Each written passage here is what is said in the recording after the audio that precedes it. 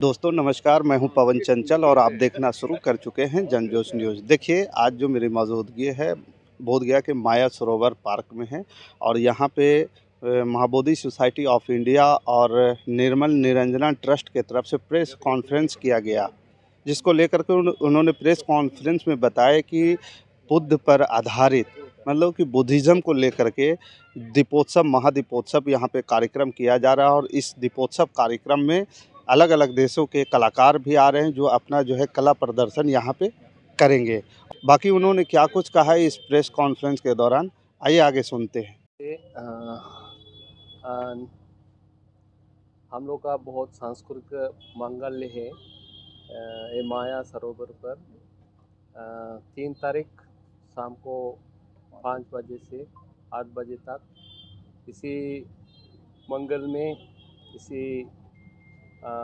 में श्रीलंका से और इंडिया एक स्टेट से एक स्टेट और कलकत्ता से और दिल्ली से भी आ रही हैं। दिल्ली से हर जगह से आकर देसी और विदेशी कला कार्यक्रम हो रही है। उससे अलावा और बहुत महत्वपूर्ण दीप मंगल्य है, दीप जलाने वाला महोत्सव है। इसी के लिए आप लोगों को भी स्वागत है। मेरा नाम बनते जिनानंद, महाबोधि सोसाइटी ऑफ इंडिया से सारानाथ सेंटर।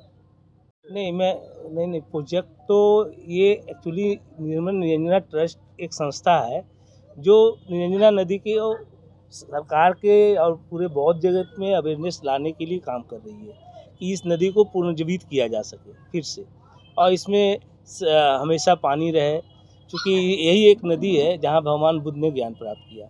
और इस नदी की एक खासियत और आपको बता दें, ये नदी जो अपने उद्गम स्थल से जब चलती है तो वो नीलांजन के रूप में जानी जाती है, जो डोभी के बाद उसका नाम परिवर्तन होता है, वो निरंजना हो जाती है। और जैसे ही आगे बढ़ती है सरस्वती के बाद 2 नदी का मिलान होता है, वहाँ से वो फल्गु नदी हो जाती है और वो जाकर के गंगा ताल क्षेत्रों में जाकर के बिखर जाती है। तो इस नदी का इतना महत्व है कि इस नदी का नीलांजन नदी के किनारे आप देखे होंगे जैन धर्म का पूरा ये है। वहाँ आज भी चतरा में एक दिगंबर जैन हुए बड़े गुरु हुए थे, जिनका आज भी वो वहाँ मंदिर बना हुआ है। तो जैनों का वहाँ पे जैन ऋषि मुनियों का वो स्थल रहा। और निरंजना ये तो पूरा इंटरनेशनल अंतर्राष्ट्रीय स्तर पर विख्यात है कि भगवान बुद्ध को इसी नदी के किनारे ज्ञान प्राप्त हुआ। तो इस नदी का जैन, बौद्ध और हिंदू एकमात्र ऐसा नदी जिसमें 3 धर्मों का संगम होता है। तो ये एक बहुत बड़ी बात है और इसमें हम लोग स्पेशली हम तो बोधगया में हम लोग निरंजना नदी पे काम कर रहे हैं और नमामि निरंजना के रूप में भारत सरकार ने इसको एक्सेप्ट कर लिया है और इस पे आने वाले 5 सालों में आप देखेंगे इसका बदलाव। ये नदी जो नमामि निरंजना कर रहे हैं तो निरंजना रिचार्ज होगा कैसे? इसमें से तो लगातार बालू उठ रहा है, वैध और अवैध दोनों तरीके। अब ये सरकार, चूँकि सरकार जब कोई काम अपने हाथ में लेती है तो वो अपने स्तर से सर्वे करवाती है। हम लोगों का काम है सरकार को बताना, हम लोगों का काम है लोगों को जागरूक करना।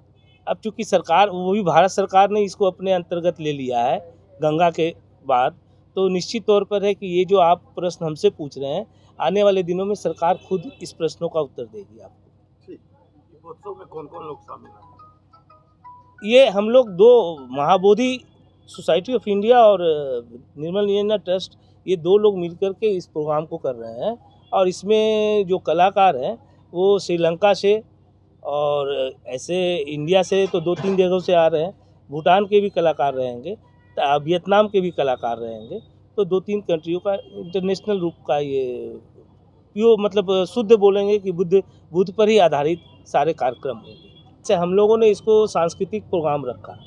तो सांस्कृतिक प्रोग्राम का मतलब बहुत लोगों का कंसेप्ट होता है वो गाना बजाना ये करना, नहीं, ये बुद्ध के जीवन पर आधारित सारे कार्यक्रम होंगे और मतलब फोकस भगवान बुद्ध पर ही होगा।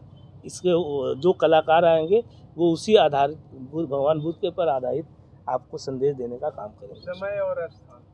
ये आपका 5:30 बजे माया सरोवर में यहाँ पहले निरंजना दीपोत्सव होगा, आधे घंटे का वो प्रोग्राम है। और उसके बाद हमारा जो ओपन यहाँ पे स्टेडियम बना हुआ है, वहाँ पे सारे कलाकार अपना सांस्कृतिक कार्यक्रम करेंगे। सुरेश सिंह, महासचिव, निर्मल निरंजना ट्रस्ट। बाकी इस खबर के प्रति आपका क्या विचार है, आप हमें कमेंट कर जरूर बताइएगा। हमारे साथ बने रहने के लिए धन्यवाद। जय हिंद, जय भारत।